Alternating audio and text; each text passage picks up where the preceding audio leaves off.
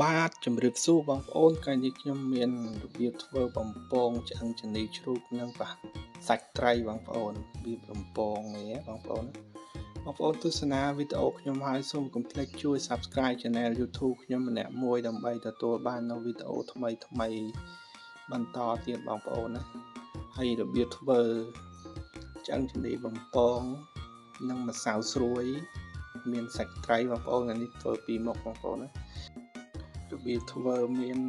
យើងយកនឹងទិញម្សៅស្រួយមកធ្វើជាមួយលាយវាបងប្អូនលាយគ្រឿងវាយកមកបំពងយើងមានប្រហិតយើងមានសាច់ត្រី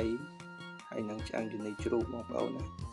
បងប្អូនសូមអញ្ជើញតាមដានទស្សនាវីដេអូរបៀបធ្វើរបស់ Channel ខ្ញុំដូចតទៅបងប្អូន